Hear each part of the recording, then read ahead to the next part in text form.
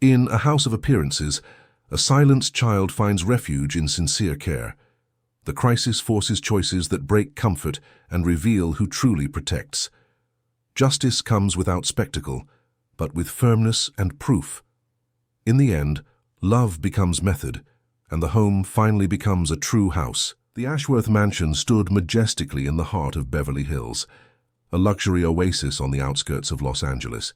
With its 3 stories of Italian marble and floor-to-ceiling windows, it was a monument to the success of Gregory Ashworth, 42, president of one of the country's largest real estate development companies. That Monday morning, however, the usual silence was broken by a heated argument. "We've gone through 5 professionals in less than a year, Gregory. This can't go on." Monica Thorne, 40, a former model and current marketing director, gesticulated as she paced around her husband's office. "Philip needs stability. The doctors have already said so." Gregory took a deep breath before responding, his eyes fixed on the computer screen where billionaire figures danced. "And what do you suggest I do?" "Cancel the meeting with Chinese investors to interview nannies. Can't your assistant handle that?" "It's not about delegating, Gregory.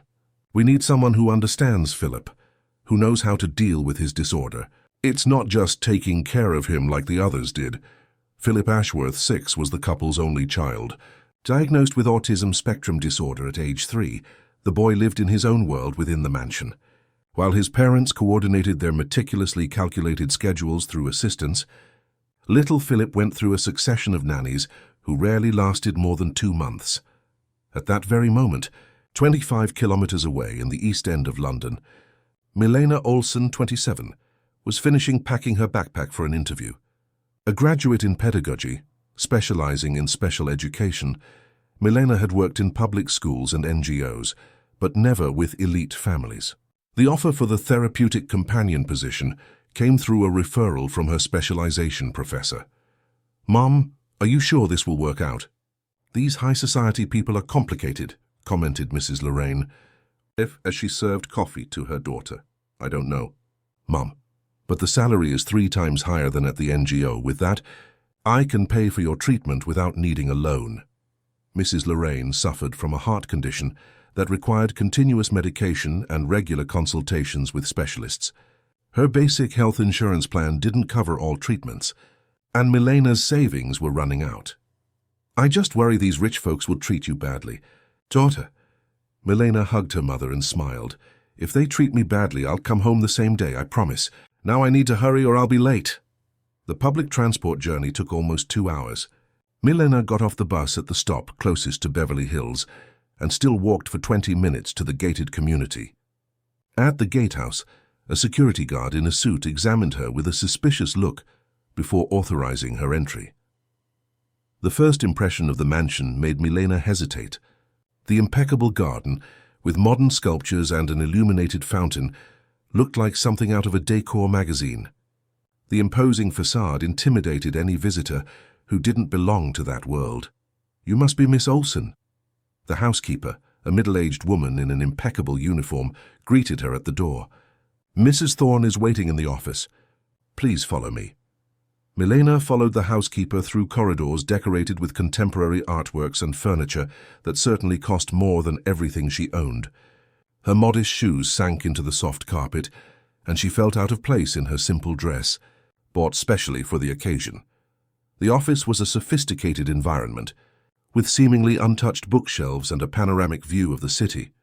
Monica Thorne, in an impeccable tailored suit, stood up to greet her with a firm handshake. "Punctuality, I appreciate that," she said, indicating a chair. "Your resume is interesting, but I need to understand why someone with your background is looking for work as a nanny." "I don't consider myself just a nanny. Mrs. Thorne, I am an educator specializing in neurodivergent children. My goal is to develop potential, not just supervise." Monica raised an eyebrow, slightly surprised by the direct answer. "I see. And what brings you to a private home instead of an institution?" Milena hesitated. Mentioning financial matters might seem inappropriate, but she also didn't want to start with lies. "I need resources for my mother's medical treatment, and I believe I can make a difference in a child's life, regardless of the context." The answer seemed to satisfy Monica, who nodded slightly. "I'll be direct, Miss Olsen. Philip has specific needs. Previous nannies gave up because they couldn't establish a connection with him. He doesn't talk much, has rigid routines, and gets destabilized by changes or loud noises. We need someone who understands this and has patience, not someone who gives up at the first meltdown. I understand perfectly. I've worked with several children on the spectrum, and I know that each one has their own sensory and behavioral profile. I'd like to meet Philip before we make any commitments. Monica seemed to evaluate the proposal for a few seconds. Philip is in his room with the physical therapist. Let's go there. On the second floor of the mansion, a spacious room had been adapted with sensory equipment. A suspended swing, cushions of different textures, indirect lights, and a ball pit made up the environment. In the center, a light brown-haired boy manipulated colorful pieces under the supervision of a professional. "Philip, dear, this is Milena. She came to meet you." The boy didn't avert his gaze from the pieces he was meticulously organizing by color. Milena, instead of forcing contact, approached slowly and sat beside him at a respectful distance. "Hi, Philip. Can I see what you're building?" No response. Milena didn't insist. She observed the pattern the boy was creating, a perfect gradient from red to violet in symmetrical lines. "What beautiful organization. You like patterns, don't you?" Instead of trying to interrupt the activity, Milena picked up some loose pieces and began to create her own pattern, parallel to Philip's, without invading his space. The physical therapist and Monica watched attentively. After a few minutes, to everyone's surprise, Philip quickly glanced at Milena's work. It was a brief, almost imperceptible look, but significant for those who understood. "He never makes contact with strangers at the first meeting," commented the physical therapist. Impressed. "I didn't force interaction. I just created a parallel environment where he could observe me without feeling pressured," Milena explained. The session continued for another 20 minutes. Milena maintained her respectful approach without demanding a response or attention. When the physical therapist announced the end of the session, Philip showed resistance, as was common. "Philip, we still have 5 minutes. Shall we count together until we finish?" Milena suggested, showing a visual timer on her phone. "When it reaches 0, we put everything away and then we can continue another time." To Monica's astonishment, Philip looked at the timer and went back to organizing his pieces. When the time was up, he put everything away without protest. Back in the office, Monica seemed thoughtful. "Impressive. We usually have meltdowns at the end of sessions. Predictability and structured transitions are fundamental. Philip needs to know what to expect to feel secure. When can you start? We need to define clear conditions: hours, remuneration, days off, and most importantly, autonomy to implement consistent strategies." Monica smiled for the first time. "I see you know how to set boundaries not just with children." "Miss Olson." That same night, Milena returned to the East End with a signed contract and the feeling that her life was about to change completely. What she didn't know was that the marble mansion held secrets that went beyond a boy's special needs. Gregory Ashworth, upon receiving news of the hiring, merely murmured without averting his eyes from his financial reports. "I hope this one lasts longer than the others. We don't need any more scandals in the press." The comment, seemingly casual, carried the weight of untold stories. And as night fell over the city, the characters of that particular drama prepared, unknowingly, for an encounter that would transform their lives forever. 3 weeks had passed since Milena's arrival at the Ashworth mansion. The routine began early. By 7 a.m. she was already in Philip's room, preparing the environment for the boy's awakening. Soft light, low-volume instrumental music, controlled temperature. Details that made all the difference. "Good morning, Philip. Today is Thursday swimming day," she announced in a calm voice, showing a card with images indicating the day's schedule. The boy opened his eyes slowly. His first movements were always closely observed by Milena, who had learned to identify signs of anxiety or discomfort right upon waking. In the beginning, it had been difficult. Philip resisted the presence of yet another stranger in his routine. In the first few days, he completely ignored attempts at interaction. In the first week, he had 3 intense meltdowns when Milena tried to implement new strategies. But she persisted with patience and consistency. "Shall we choose your outfit? Blue or green today?" Offering limited choices was one of the techniques Milena used to give Philip autonomy without overwhelming him. Gradually, the boy began to respond, first with gestures, then with isolated words, small victories that she carefully recorded in a notebook. That morning, while accompanying Philip at breakfast in the main kitchen, Milena met Gregory Ashworth for the first time. In previous weeks, the businessman had kept his distance, leaving very early and returning only when his son was already asleep. His unexpected presence caused visible discomfort in Philip. "Dad," exclaimed the boy, dropping his spoon and covering his ears. "Good morning, Philip." "Good morning, Miss Olson, right?"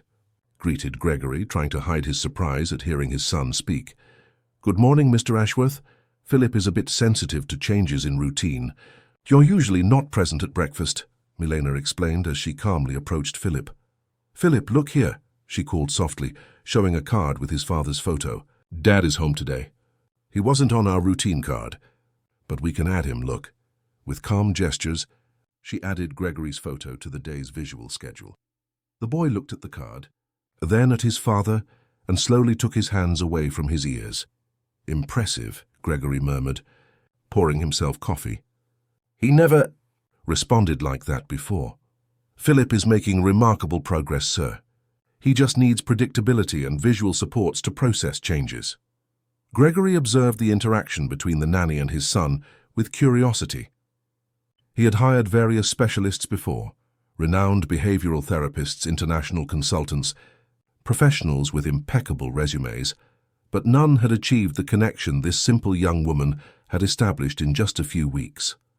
"Mrs. Thorne mentioned you have a background in special education." "Yes, sir. Pedagogy with a specialization in special education and complementary courses in applied behavior analysis and sensory integration." "And why did you choose to work as a private nanny? With your background, wouldn't you have better opportunities in institutions?" Milena hesitated, observing Philip, who was now eating calmly. "My mother is sick. She needs treatments that cost more than I earned at institutions, and I believe I can make a difference by working intensively with one child." Gregory nodded without comment. He checked his watch and stood up. "I have a video conference in 5 minutes. I'm pleased to see progress. Keep up the good work." Before leaving, he approached Philip and awkwardly touched his shoulder.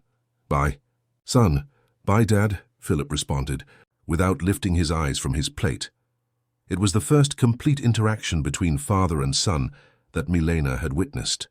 From Gregory's expression, she realized it was significant for him too.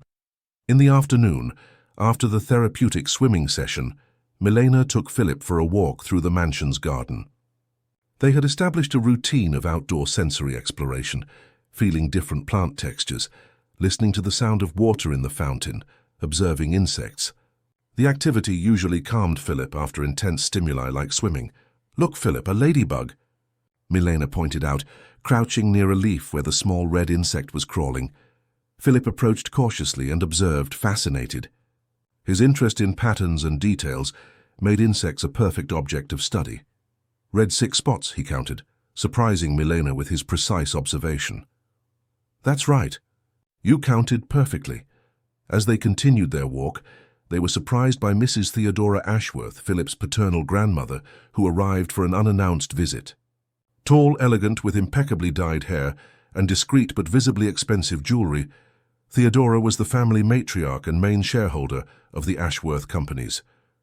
"Philip, my grandson. Come give Grandma a kiss." The loud and sudden call made Philip cover his ears immediately. Milena noticed the signs of discomfort, accelerated breathing, tense posture, and intervened quickly. "Good afternoon, madam.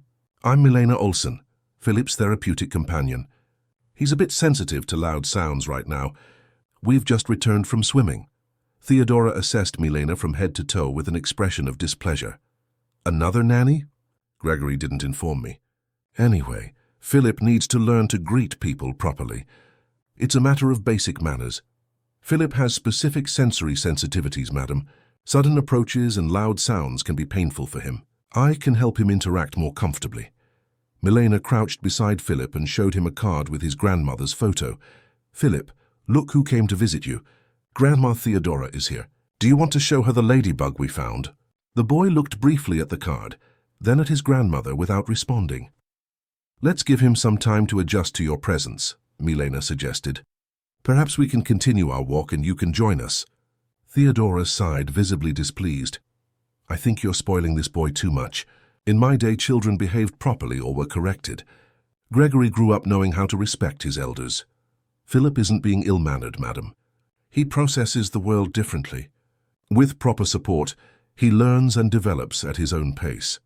The tension between the two was interrupted by the arrival of the housekeeper, who announced that Monica had returned and requested Mrs. Theodora's presence in the main living room. Before leaving, the grandmother cast a final critical glance at Milena. I hope you know what you're doing, young lady. This family has high standards. When the grandmother walked away, Philip visibly relaxed. Milena mentally noted the reaction to include in her daily log. Family dynamics were an important factor in the boy's development, and she was beginning to understand the social pressures surrounding him. That evening, after putting Philip to bed, Milena was called to Monica's office. The woman seemed tired but satisfied. Milena, the physical therapist, told me about this week's progress. Philip is responding well to your interventions. Yes, madam. He's more communicative and can handle small changes better. We still have challenges with social situations and bigger transitions, but we're making progress. Monica indicated a chair and sat across from her. My mother-in-law mentioned your encounter today. She has traditional expectations about child behavior. I noticed, madam. But Philip isn't being disobedient when he pulls away or covers his ears. It's a neurological response, not behavioral. I understand. Gregory, not so much. He grew up under the pressure to meet the Ashworth family's expectations. Image and reputation have always been priorities. Monica hesitated as if weighing her next words. I need you to understand something, Milena. The family's social standing requires certain commitments. Events, public appearances, photographs for magazines. Philip will eventually need to participate. Milena felt an internal alarm. There was something unsaid between the lines of that conversation. With all due respect, Mrs. Thorne, intense social exposure can be extremely stressful for Philip at the moment. We would need to prepare each situation carefully in advance and with appropriate supports. Of course, but there's an important event in 2 weeks. My mother-in-law's 70th birthday will be celebrated with a charity gala for 300 guests. The whole family needs to be present. Milena took a deep breath. I can start preparing Philip for this specific event with gradual simulations, but I cannot guarantee he will be able to remain comfortable for very long. We'll do our best then. Gregory insists on his presence, even if it's just for the official photographs. As she left the office, Milena crossed paths with Gregory in the hallway. He looked concerned, speaking on the phone in a low tone. Impossible at this moment. No, you can't just show up like that. We have an agreement. Noticing Milena's presence, he quickly ended the call. Any problem with Philip? He asked, trying to disguise his discomfort. No, sir. I just had a meeting with Mrs. Thorne about the preparations for Mrs. Theodora's birthday party. Ah, yes. An important family event. He paused. Will Philip be able to participate? I am planning strategies to prepare him, sir. But we need to be realistic about his limitations. Gregory nodded, distracted. Do whatever is necessary. We need him to be present, at least for the official photos. As she returned to her room in the service area, Milena reflected on the growing pressure she felt. There was more to that family than met the eye. The insistence on Philip's public appearance, despite his evident difficulties, suggested motivations beyond simple family pride. In her small room, Milena called her mother before going to sleep, as she did every night. How are things there, daughter? Complex, Mom. The boy is progressing, but the family has complicated expectations. You always said your work is with the child, not with the adults. Yes, but in this case, the adults control everything. And there's something strange going on. What kind of strange thing? Milena hesitated, organizing her thoughts. I can't explain it yet. It's as if there are secrets, unspoken tensions. The father is almost never present, but insists that his son appear at social events. The mother seems worried about something beyond Philip's needs. And today the father was on the phone, sounding nervous, talking about someone who can't show up. Daughter, be careful. Rich people always have secrets. Don't get involved where you're not invited. I'm focused on Philip, Mum, but I fear these secrets might affect him somehow. After hanging up, Milena opened her logbook. In addition to observations about Philip's development, she started a new section. Family dynamics. Something told her she would need to better understand that aspect to truly help the boy. Her phone vibrated with a text message from an unknown number. I need to talk about the boy. I know things you should know. Meet me tomorrow, 2 p.m., Bella Vista Cafe, Westfield, Century City. Milena stared at the message, feeling a chill. Who could it be? And what things about Philip would she need to know? The marble mansion, with all its luxury and grandeur, now seemed to house more mysteries than Milena could have imagined when she first crossed its gates. And Philip, the silent boy with a deep gaze, was at the center of them all. The days leading up to Mrs. Theodora Ashworth's birthday party were filled with intense preparation. Milena developed a meticulous plan to help Philip cope with the event. Gradual simulations, with increasing numbers of people. Controlled exposure to sounds similar to those at the party. Visual cards with photographs of the ballroom and family members who would be present. On the morning of the big day, Milena woke Philip with special attention. She kept the morning routine unchanged. Same time, same sequential activities, same soft music to ensure predictability before the changes that were to come. Today is Saturday, Grandma Theodora's special day, she explained calmly, showing the card with the day's visual schedule. Remember we practiced? First, we'll get dressed in special clothes. Then we'll go by car to the hotel, stay for a little while for photos, and then we'll go back home. Philip looked at the card for a few seconds and nodded slightly. It was considerable progress. Weeks earlier, the mere mention of routine changes triggered immediate resistance. Blue or green? Milena asked, showing 2 carefully chosen shirt options, both made of soft fabric, without irritating tags, in colors she knew were comfortable for Philip. Blue, he replied, pointing to the darker toned shirt. As she helped the boy get dressed, Milena noticed the growing agitation in the house. Extra staff had been hired for the occasion. Monica moved from room to room, giving instructions in a tense tone. Gregory had been locked in his office since early morning on successive phone calls. At noon, when the family was supposed to leave for the event, Gregory had still not appeared. Monica, impeccably dressed in a navy blue silk ensemble, nervously checked her watch. Where has he gotten to? We have to arrive before the guests for the official photos. Milena kept Philip busy with a tablet, using an app that calmed him. She had installed special headphones that reduced ambient noise without completely blocking sounds, a strategy to help him cope with the party's sound environment. I'll check if Mr. Ashworth is ready, the housekeeper offered, heading to the office. She returned minutes later, looking concerned. He apologizes, but he needs to resolve an urgent situation. He will meet the family directly at the hotel. Monica paled. What could be more urgent than his mother's birthday? What situation is this?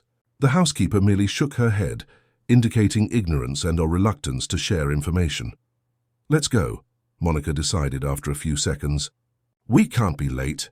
The press must be arriving already.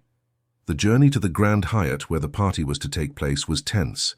Monica alternated between frantic messages on her phone and instructions to Milena on how Philip should behave.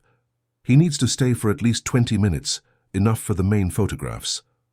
Hello. Magazine will do a special feature on 3 generations of the Ashworth family. Milena nodded, focused on keeping Philip calm during the journey. She had brought all the necessary supports, communication cards, sensory comfort objects, a visual timer. He is prepared, madam. But remember that we will need a controlled environment for the photos. Few people, soft lighting, no sudden sounds. Yes, I've already arranged it. There will be an adjacent room to the main ballroom, specifically prepared for this. After the photos, you can take him home. Upon arriving at the hotel, they were greeted by an event organization team. The lobby was already decorated with monumental floral arrangements in the Ashworth family colors, blue and gold. Staff members rushed back and forth with the final preparations. Has Mrs. Theodora arrived yet? Monica asked the event coordinator. Yes, she's in the presidential suite getting ready. She asked the family to gather there before the official reception. Monica checked her watch again. And my husband? Has Gregory Ashworth arrived yet? Not yet, Mrs. Thorne. Monica's expression hardened. She took out her phone and moved away to make a call. Milena took the opportunity to orient Philip to the new environment. Look, Philip, we're at the hotel now.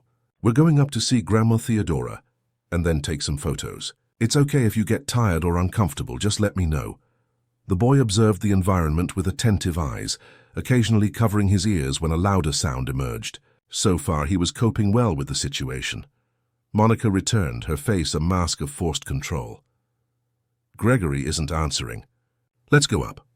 We can't leave Theodora waiting. In the panoramic elevator, Philip showed signs of discomfort with the sensation of movement. Milena immediately offered him a sensory object, a small ball with a specific texture that he usually manipulated in moments of anxiety. We're almost there, Philip. Remember we practiced in the mall elevator. The presidential suite occupied the entire top floor of the hotel. When the elevator doors opened, they were greeted by an elegant antechamber where an assistant awaited them. Mrs. Ashworth is ready to receive you. Please follow me. Mrs. Theodora was seated in an armchair that looked almost like a throne, dressed in a deep blue haute couture ensemble, diamond jewelry adorning her neck and ears. She looked like a queen receiving her court. Finally, where is Gregory? He had an unforeseen issue, Mother. He'll arrive shortly, Monica replied, leaning in to kiss her mother-in-law. Happy birthday. You look magnificent. Unforeseen issue? On my birthday? What kind of unforeseen issue could be more important? Before Monica could respond, the suite door opened. It wasn't Gregory who entered, but a middle-aged man in an impeccable suit, whom Milena recognized as Dr. Richard Mason, the family lawyer who occasionally visited the mansion. Mrs. Ashworth. We need to talk, he said with a grave expression. In private, if possible. Theodora raised a perfectly sculpted eyebrow. Whatever it is, it can wait. We are about to go down to the reception. I'm afraid it cannot wait. It's a delicate situation, which could affect the event. Something in the lawyer's tone made Theodora reconsider. She gestured for Monica and Milena to withdraw. Milena led Philip to the antechamber, where they found a table with small appetizers. She offered the boy a glass of water and some biscuits she knew he liked, while observing Monica, who seemed increasingly anxious. Something is wrong, she murmured, checking her phone again. Gregory would never disappear like this without warning. Minutes later, they heard raised voices coming from the suite. The door opened abruptly and Dr. Mason emerged, followed by Mrs. Theodora, whose aristocratic face was transformed by fury. Where is my son? I demand to speak with him immediately. We are trying to locate him, madam, the lawyer replied, maintaining a professional tone despite the evident tension. What's happening? Monica asked, approaching. Where is Gregory? Theodora turned to her daughter-in-law, her eyes flashing. Apparently my son is too busy resolving a situation with that woman to attend his own mother's birthday. Say, what woman? What are you talking about? Milena felt her heart race. Instinctively, she placed herself between Philip and the unfolding scene, fearing that the emotional agitation might affect him. The lawyer intervened, trying to contain the damage. Mrs. Thorne, I'm afraid we have a complication. Miss Vance is in the hotel lobby demanding to speak with the family. Caroline? Here, how dare she? Monica exclaimed, momentarily losing her composure. Upon hearing the name, Philip abruptly turned his head, his eyes fixing on the adults. Milena noticed the reaction immediately. Does Philip know that name? She asked, unable to restrain herself. Everyone turned to her, as if suddenly remembering her presence, and the child who was observing the scene with unusual attention. The situation is getting out of control, declared Dr. Mason. We need to resolve this before the guests start arriving. Resolve how? Retorted Theodora. We paid a fortune for that woman to disappear. How dare she show up precisely today? Philip covered his ears, beginning to rock his body back and forth, a clear sign of increasing discomfort. Milena acted quickly, crouching in front of him. Philip, it's okay. Let's go somewhere calmer, okay? I.T. Mommy, he murmured, surprising everyone. Mommy is here? The silence that followed was deafening. Monica paled, leaning on a nearby chair. Theodora brought her hand to her chest, as if she had been physically struck.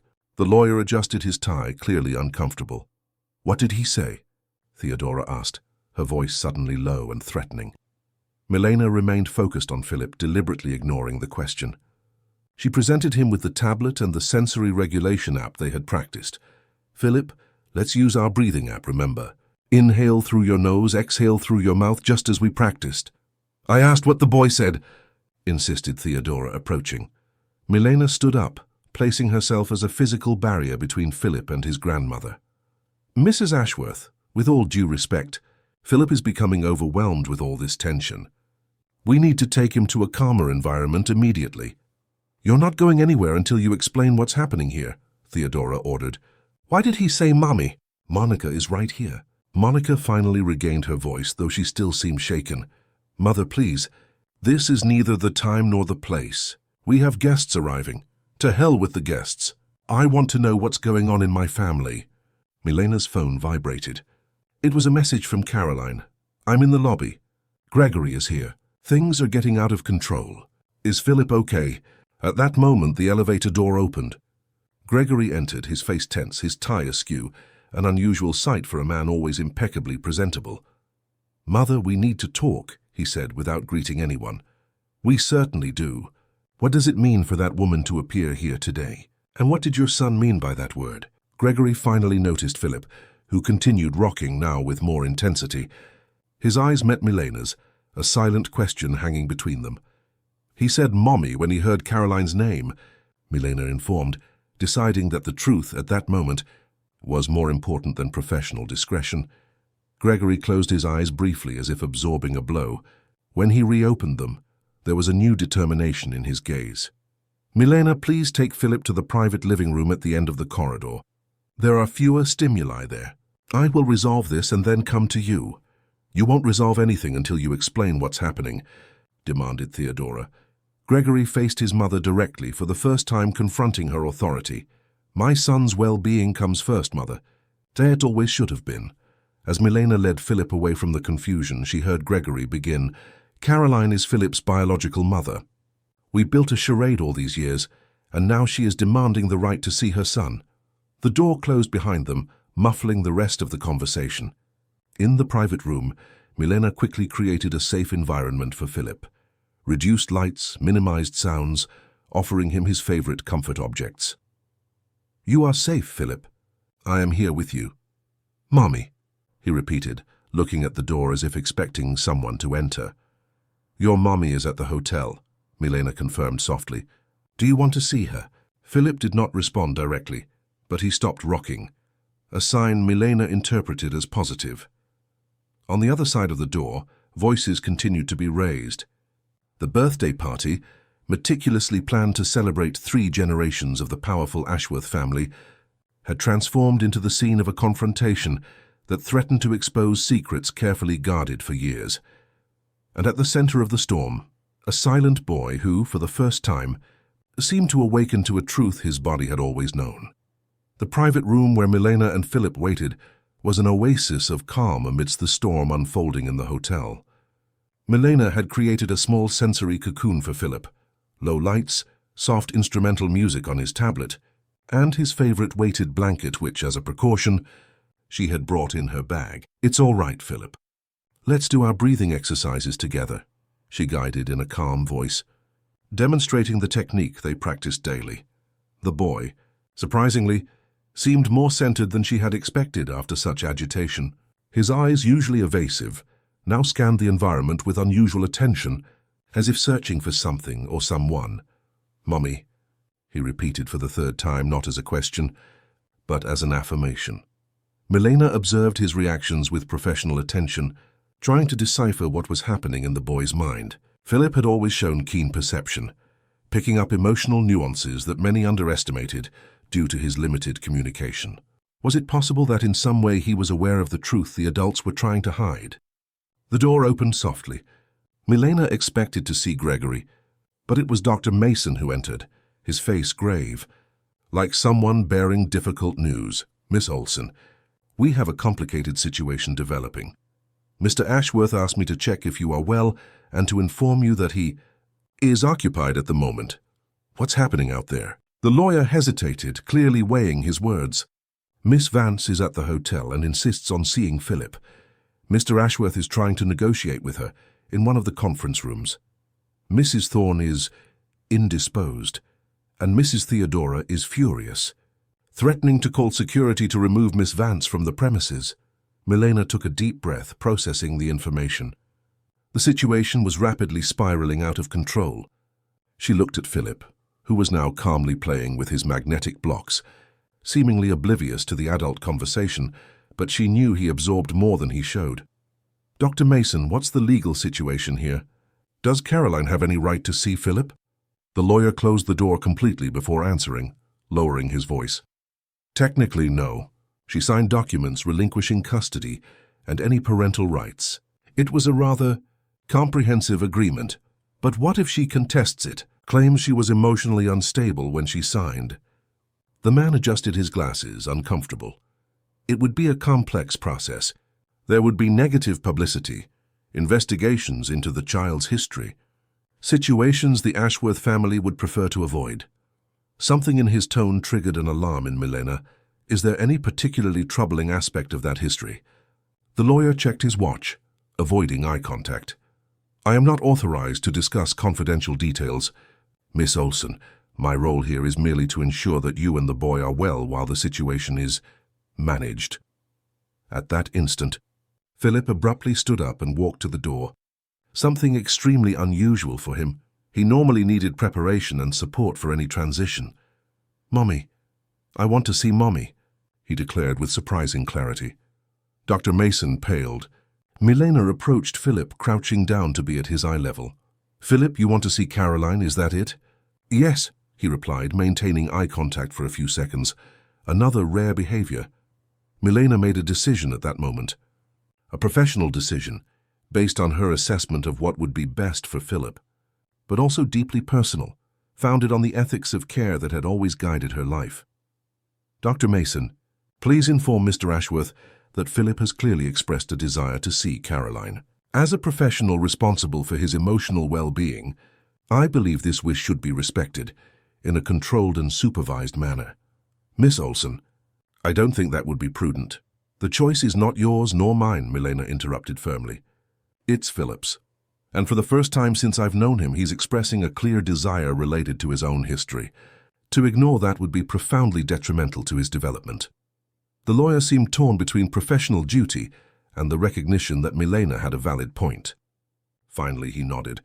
"I will convey your professional assessment, but I cannot guarantee it will be acted upon." After he left, Milena turned her full attention back to Philip. "Do you remember Caroline, Philip?"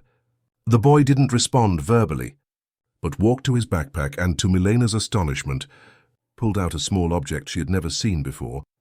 A small seashell, worn and dull, but clearly carefully preserved. "Mommy," he said, stroking the shell's surface with his thumb, in a repetitive gesture that seemed to calm him. Milena then understood that there was much more to Philip's story than any of the adults around him perceived. In some way, he maintained a connection to his past, a memory that had withstood years of separation and the very disorder that affected his communication. 20 agonizing minutes passed until the door opened again. This time it was Gregory, his face marked by an exhaustion that went beyond the physical. "How is he?" he asked, observing Philip, who continued to manipulate the shell, surprisingly stable, and clearly expressing a desire to see Caroline. Gregory noticed the object in his son's hands. "Where did he get that?" "It was in his backpack. It seems to be important." The businessman approached slowly, sitting in a chair next to Philip. "Son, what do you have there?" "Beach, Mommy," Philip replied without lifting his eyes. Gregory closed his eyes briefly, as if absorbing a physical blow. "We used to live near the beach when he was little," he explained in a low voice. "Caroline used to collect seashells with him every morning. It was their ritual." The revelation surprised Milena. It was the first time Gregory had spoken openly about Philip's past with Caroline. He kept that all these years? Apparently. I never knew he still had it. A dense silence filled the room for a few moments, broken only by the soft sound of music on the tablet. "Milena, I need your professional guidance. Caroline is here. She is determined to see Philip. Legalmente, I can prevent it, but I don't know if I should. I don't know what's best for him." The vulnerability in the powerful man's voice touched Milena deeply. It was the first time she had seen him place his son's needs above practical or social considerations. "Mr. Ashworth, based on my professional observation, I believe a controlled encounter could be beneficial." Philip clearly retains some memory of Caroline, and he is showing interest in seeing her. To deny this could be more detrimental than to allow it. What if he has a meltdown? What if it's traumatic? I will be present the entire time. I can intervene immediately if I notice signs of distress. But honestly, right now, Philip seems more centered talking about Mommy than in many other situations. Gregory observed his son for long moments, as if truly seeing him for the first time. "I really messed everything up, didn't I? I tried to control every aspect, create the perfect family for the cameras, and in the process, I lost sight of what truly mattered." Milena didn't respond. It wasn't her role to judge the man's past choices, only to guide present decisions. "Where is Caroline now?" he finally asked. "In a conference room downstairs. Monica refused to participate in any conversation with her. My mother is having a blood pressure crisis, being attended to by a doctor we called discreetly. Guests are starting to arrive, and my assistant is making excuses for our delay." "And the party?" "To hell with the party," Gregory replied with a conviction that surprised Milena. "Philip is more important." He stood up, adjusting his jacket in an automatic gesture. "I'll go get her. Prepare Philip, please." When Gregory left, Milena crouched again in front of Philip. "Philip, Caroline is coming to see you. Do you want that?" "Yes," he replied, still stroking the shell. "If you get uncomfortable or want to stop, just let me know, okay? You can use our code word, blue. Remember? When something is too much, you say blue." "Blue," he repeated, nodding. Milena organized the environment. She further reduced the lighting, checked that the music volume was appropriate, and ensured that all sensory comfort objects were within reach. When the door opened again, Caroline entered first, followed by Gregory. She seemed simultaneously anxious and determined. She wore a simple yet elegant outfit, and her eyes, so similar to Philip's, were tear-filled.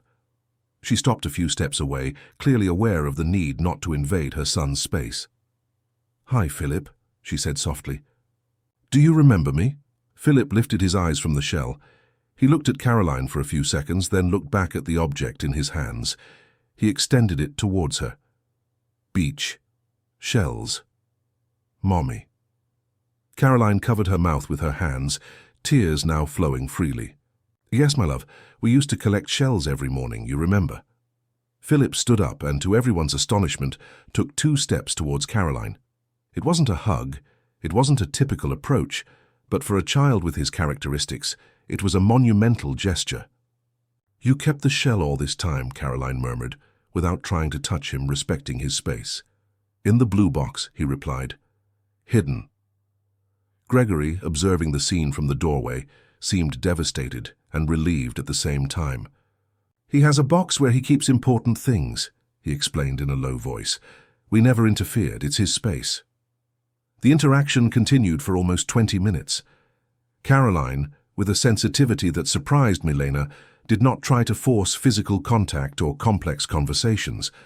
She simply existed in the same space as Philip, responding when he expressed himself, respecting his silences, accepting his unique way of connecting. At a certain point, Philip returned closer to Milena, clearly seeking the security of a familiar presence. "Blue," he said, indicating he had reached his limit. "I think we need to wrap up for today," Milena informed. "Philip is signaling that he needs a break." Caroline nodded, wiping away her tears. "I understand. Thank you for this moment. It means everything to me." Before leaving, she looked directly at Gregory. "I didn't come here to cause trouble. I just wanted to see my son, to know how he's doing. I've been through treatment. I've been sober for 4 years. I'm not asking to regain custody. I just want to be a part of his life somehow." Gregory, visibly moved, simply nodded. "We need to talk, not today, but soon." After Caroline left, Milena focused on helping Philip process the experience. The boy seemed tired, but not distressed. He returned to his magnetic blocks, creating precise geometric patterns, an activity that always calmed him. Gregory remained in the room, observing his son with a new gaze. How do you think he is? He asked Milena. Processing, but I don't see signs of distress. In fact, he seems connected, present. Do you think we should allow more encounters? With proper preparation and supervision, yes. Philip clearly maintains a connection with Caroline. To deny that would be to deny part of his identity and history. Gregory sat heavily in an armchair. This whole situation, the charade we maintained for years, was to protect the family's reputation, the public image. My mother insisted that a scandal would destroy everything we had built. Monica accepted the arrangement because she couldn't have children and always wanted to be a mother. I just followed the path of least resistance. And now? Now. He looked at Philip, who remained absorbed in his blocks. Now I realize the cost was too high. Philip deserves truth. He deserves authentic connections. A gentle knock on the door interrupted the conversation. It was Dr. Mason again. Mr. Ashworth, we need a decision about the event. Guests are arriving, the press is questioning the delay, and your mother. My mother will have to understand, Gregory cut in firmly. Present my sincere apologies to the guests. Say that we had a family emergency. The party is cancelled. The lawyer seemed shocked. Cancelled?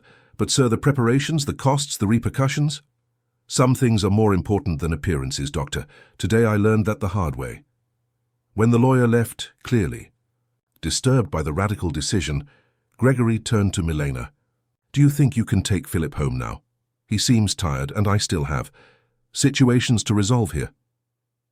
Of course, sir, we'll follow our normal return routine. Thank you, Milena.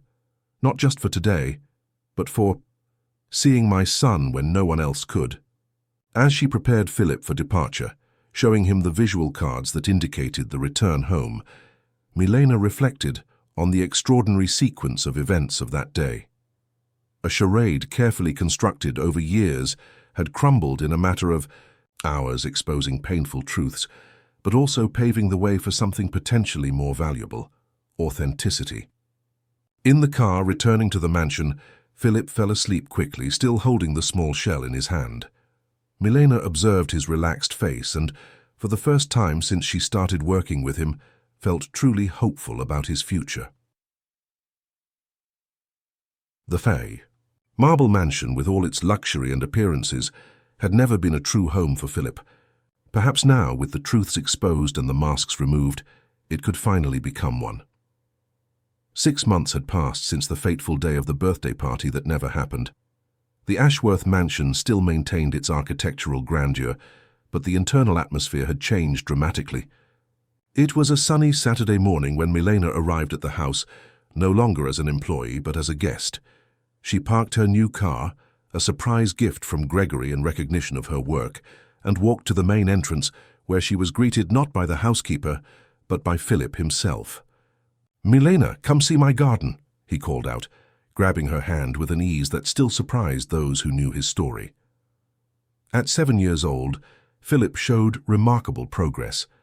He still presented challenges related to autism spectrum disorder, still had difficult days with sensory overload, still needed specific supports to navigate the social world. But there was a new quality in him, a presence, a connection that once seemed unattainable. "Show me this garden, then," Milena smiled, letting herself be guided by the boy to the back of the mansion. A portion of the immense garden had been transformed into a sensory garden, a project developed by Philip with Caroline's help. Beds organized by colors and textures housed aromatic herbs, edible flowers, and small vegetables.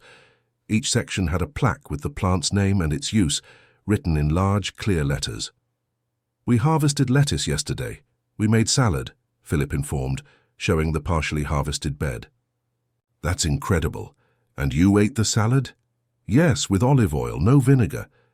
Philip still had specific food sensitivities, and vinegar was one of the flavors he couldn't tolerate. In the center of the garden, seated at a rustic wooden table, were Gregory and Caroline, talking quietly while consulting a tablet. "Milena, good that you arrived," Gregory greeted, standing up to receive her. "We're finalizing the details for Philip's birthday party." "It's going to be small, only people I like," Philip added promptly. Milena smiled. The boy's ability to express preferences and set boundaries was one of the greatest achievements of the past few months. We've planned sensory activities, rest breaks, and a color system for Philip to signal how he's feeling, Caroline explained, showing the plan on the tablet. All based on your recommendations. Milena sat with them, observing the meticulous planning.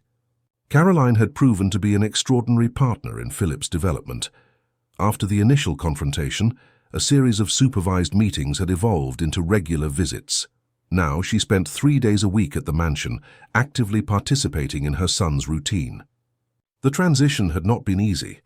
Monica, unable to accept the new family configuration, had moved to the apartment the couple maintained in London, requesting a divorce and generous financial compensation, which Gregory had granted without contestation. Mrs. Theodora had initially refused to accept Caroline, but Gregory's ultimatum had been clear. Either she respected his decisions about Philip, or she would lose access to her grandson. "Where is Mrs. Lorraine?" Milena asked, noticing her mother's absence. "In the kitchen with Julian, preparing that carrot cake Philip loves," Caroline replied. Julian Olsen, 40, was Milena's brother, a newly qualified chef who now worked as the family's private cook, specializing in meals adapted to Philip's sensory sensitivities. Mrs. Lorraine, completely recovered after heart surgery financed by Gregory, had moved into the mansion with her son, occupying a comfortable guest house at the back of the property. "Philip, why don't you go check if the cake is ready?" Gregory suggested. "But remember, just look, don't touch." "No touching. Just looking," the boy agreed, running towards the kitchen. When Philip walked away, the adults could talk more freely. "How was the hearing?" Milena asked. Gregory and Caroline exchanged glances before responding. "Positive," Gregory said. "The judge approved our shared custody agreement.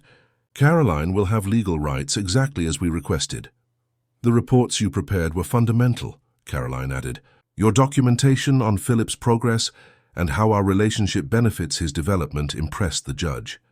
Milena nodded, satisfied. She had dedicated weeks preparing a detailed technical report, meticulously documenting every aspect of Philip's development and how Caroline's presence created a more authentic and secure environment for him. "And the shareholders? Did they accept your decision to reduce your role in the company?" Gregory smiled, taking a sip of his coffee. "Let's just say they weren't exactly thrilled. But the reorganization is working. Edward is doing an excellent job as CEO, and I can focus on the strategic board while maintaining quality time with Philip." Edward Monroe, 45, former Vice President of Operations, had taken over as CEO of the Ashworth Companies 3 months earlier, when Gregory announced his decision to step back from daily management to prioritize his family. "And your thesis defense at the university?" Gregory asked Milena. "Next week. I'm nervous but confident. The committee liked my preliminary dissertation."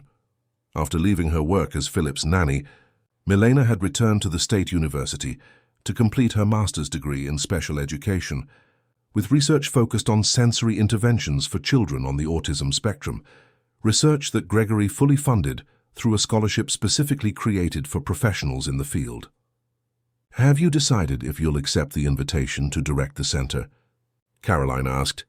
The Ashworth Neurodiverse Development Center, still under construction, was Gregory's newest project, a non-profit institution dedicated to research, treatment, and support for families of children with special needs. "I'm still considering it. It's an enormous responsibility. And no one better than you to take it on," Gregory stated with conviction. A joyful shout interrupted the conversation. Philip came running back, followed by Mrs. Lorraine, who was carrying a freshly baked cake. "Smells good." "But no touching yet," he announced proudly, showing that he had followed instructions. "Very good, Philip," Caroline praised. "You respected the boundaries." Mrs. Lorraine placed the cake on the table, smiling at the group. "It's cooling. In half an hour we can cut it." Philip sat beside Milena, showing her a small container he held in his hands. "Look, Milena. My shells." The container held several small shells, carefully organized by size and color. The original shell, the one that had revealed his connection to Caroline, occupied the central place. "They're beautiful, Philip. Did you collect all of them?" "Some, yes. Others Mommy brought from the beach." He pointed to Caroline. "We'll collect more in the summer." "Daddy promised?" Gregory nodded, confirming the plan. I rented a house in Rosewood Beach for January. 2 weeks, just us. And you, of course, Caroline added, looking at Milena and Mrs. Lorraine. The house has room for everyone. The invitation did not surprise Milena. In recent months, the rigid social hierarchy that once defined the Ashworth mansion had dissolved, replaced by a network of relationships based on mutual respect and genuine care. They were no longer employers and employees, but people united by Philip's well-being. Can we bring Julian too? He's on college vacation in January, asked Mrs. Lorraine. Of course, Gregory replied promptly. The more people to help with Philip at the beach, the better. I don't need help, just calm water and sunscreen, Philip declared confidently, making everyone smile. The morning passed calmly, with Philip showing Milena every detail of his sensory garden. He explained the growth cycle of plants, the different textures of leaves, the distinct aromas of each herb, knowledge he had absorbed with fascination during the months working alongside Caroline. After lunch, prepared by Julian, specially considering Philip's sensory preferences, the boy retired for his rest period, an essential part of his routine that helped prevent overload. The adults gathered on the veranda, enjoying the gentle afternoon breeze. I received an interesting call yesterday, Gregory commented, looking at Milena. From Dr. Sylvia from the State University. My advisor? Exactly. She mentioned that your dissertation has potential for international publication. I suggested that we could finance the translation and participation in conferences, if you're interested. Milena felt momentarily speechless. The opportunity to bring her research to a global audience was a dream she had never imagined possible. I don't know what to say. It's an incredible opportunity. You deserve it, Caroline affirmed. What you did for Philip, what you continue to do for other children through your research, is extraordinary. Speaking of extraordinary, Mrs. Lorraine interjected, did you see the report in today's newspaper about the new bill? Bill 734, known as Philip's Law, had been proposed after Gregory used his influence to draw attention to shortcomings in the support system for neurodivergent children. If approved, it would guarantee specialized support in public and private schools, as well as creating reference centers in each state. The final vote will be next week, Gregory confirmed. The indicators are positive. I never imagined we'd be involved in politics, Caroline commented, shaking her head with an incredulous smile. It's not politics, Gregory corrected. It's transforming our personal experience into something that can benefit other families. Philip has taught us so much. It seems only fair to share that learning. The conversation was interrupted by Philip's arrival, freshly awakened from his nap. He carried a tablet which he handed to Milena. Look what I did. On the screen, a drawing app showed a simple but touching illustration. 5 stick figures, identified with the words me, Daddy, Mommy, Milena, and Grandma, all holding hands, under a big yellow sun. It's our family, Philip explained. For school? The teacher asked. Milena felt her eyes well up. The simplicity with which Philip expressed his understanding of the new family configuration was deeply moving. It's beautiful, Philip. A very special family. Different, but good, he declared with conviction, before taking the tablet back and running to show Julian, who had just appeared on the veranda. The adults exchanged emotional glances. Different, but good. There could be no more precise definition for the extraordinary journey they had shared. Later, as the sun began to set, Philip insisted on taking one last walk through the garden with Milena before she left. They walked side by side, the boy occasionally stopping to examine a plant or insect with his characteristic attention to detail. Milena? Yes, Philip. Will you be far away when you're the director of the center? The question surprised Milena. She hadn't known Philip was aware of that possibility. No, I won't be far. The center is here in Los Angeles. I'll be able to visit you frequently. Good. He thought for a few moments before adding, I like when you come. You understand? Understand what, Philip? What it's like in here. He pointed to his own head. Different. Not wrong. Just different. Milena felt a wave of emotion. In his simple words, Philip had captured the essence of all her work, of her philosophy on neurodiversity. You're right, Philip. Different isn't wrong. It's just different, And different can be wonderful. He nodded, seemingly satisfied with the answer, and continued walking. Before they returned to the house, he stopped again. "Thank you." "For what?" "For staying when it was hard. For bringing my mommy back. For teaching my daddy." The depth of Philip's perception never ceased to surprise Milena. Behind the seemingly limited communication, there was an acute understanding of the transformations that had occurred around him. "You deserved all of this, Philip." "And more." He didn't respond verbally, but took Milena's hand, a gesture of connection that, months earlier, would have been unthinkable. When she said goodbye to the family that night, Milena looked at the marble mansion that had once intimidated her.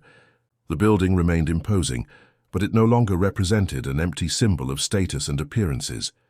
It had transformed into a true home, a space where authenticity had prevailed over conventions, where genuine care had replaced empty formalities. In her car, driving back to the small apartment she could now comfortably afford thanks to the scholarship and consulting work for the Future Center, Milena reflected on the extraordinary journey of the past few months. She had entered that house seeking only resources for her mother's treatment. She ended up being a catalyst for a profound transformation, not just in Philip's life, but in the entire Ashworth family dynamic. The dissertation project that initially focused only on sensory techniques had expanded to address something more fundamental: how authentic environments, free from pretenses and based on genuine respect, are essential for the development of any child, neurodivergent or not. Philip, the silent boy few understood, had become the center of a silent revolution. His need for truth and consistency had forced the adults around him to abandon social masks and recognize painful, yet liberating truths. And in the process, a new family was born, not defined by traditional ties or social conventions, but by the ethics of mutual care. A family that, in Philip's simple yet profound words, was different but good. The marble mansion, once a symbol of coldness and appearances, had transformed into a space of authentic belonging, and the journey that began with a desperate job interview had culminated in a network of meaningful relationships that would transform not only Philip's life, but potentially that of thousands of other children through the center, academic research, and Philip's law. Milena smiled as she remembered Philip's simple drawing: 5 stick figures holding hands under the sun, different from the traditional family that society celebrated in magazines and social events. Different from the perfect image the Ashworths had strived so hard to project. Different, but infinitely better. Because it was real. End of story. Dear listeners, we hope the story of Philip, Milena, and the Ashworth family has touched your hearts. This narrative about acceptance, authenticity, and the true meaning of family reminds us that sometimes we need to deconstruct facades to build real connections. For more emotional stories like this, we have prepared a special playlist that explores the complexity of family bonds and the transformative power of genuine care. Find it by clicking the link to your left. If this story resonated with you, be sure to subscribe to our channel and like this video. Every day we bring unique narratives that explore the depth of human relationships and celebrate the different ways of loving and belonging. Share your impressions of this story in the comments, and tell us about moments when truth and authenticity transformed your own life. We look forward to reading your experiences and continuing this conversation. Until our next story.